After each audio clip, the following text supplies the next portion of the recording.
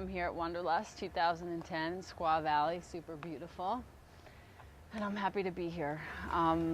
My history is very sweet. In 1992-3, I was taken to my first class. And around 1997, 97 or 98, I was introduced to Cindy Lee, who was just about to open Om Yoga on 14th Street in New York City.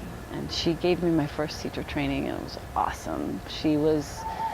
She impressed me because she had a connection to all of her students. She was using everybody's name. She was funny. She was direct. She was human. So I really enjoyed studying with her. She introduced me in part sort of through a mutual friend to John Friend and to Anusara Yoga, to the principles of Anusara Yoga. And it was a slow process of falling in love with this method. When I learned that the technology of the methodology was working in my body, then I started to realize how I could actually start teaching with and from my heart, which didn't come as easily as the technology did, as the architecture did. So that was kind of where it was for me for a time. I have been studying with John since 2000, now it's 10 years ago, and it took me about 4 years to get certified. It was a long time, like a college education, but I'm really proud to be a part of this method and part of the Anusara community.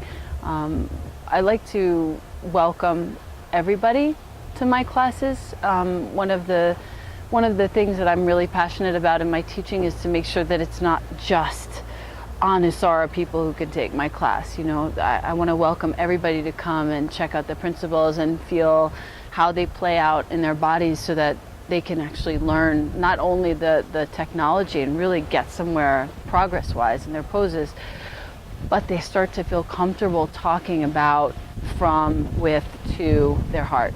And for me, that's where it's at. That's where it starts and that's where it ends, is right here in the heart. It took me a long time to get to that place, but here I stand. I have a studio in New York. It's called Vira Yoga, V-I-R-A Yoga. And it's a beautiful place right in Soho. It's been open almost 9 years. I have a website called Art of Attention, and that's where my passion really gets played out. I do a little online course. The first installation is up there now, Yoga of Living. And it's just ways to sort of direct your attention and your intention when you're in your life, with your family, with your friends, with your work, your creative endeavors. Ways to kind of bring yourself to things that generate truth, integrity, magic, literally and figuratively.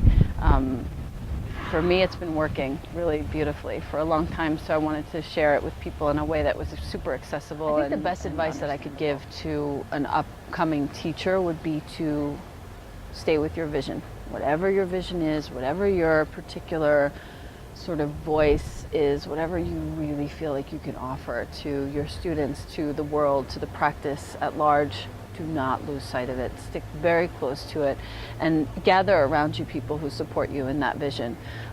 If you have a teacher, and that teacher, as what happened to me, and that teacher says, okay, I see where you are, but perhaps you could look at this avenue or this avenue.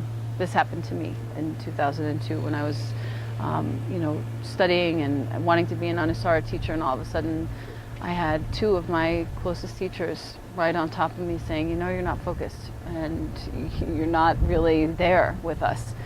And it was a moment of reckoning. It was a real moment. Finally, I had to look at myself and say, okay, this is what I want. This is where my focus is. This is what I want to be with.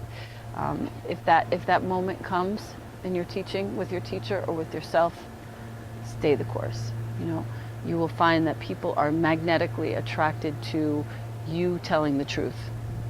The truth works, and the truth on fire will bring you students like crazy, and you, along with them, will keep on growing.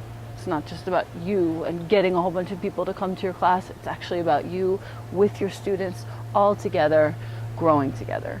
And with that sort of held close to you, you can really connect to people in a way that is nurturing, not just for them, but for you.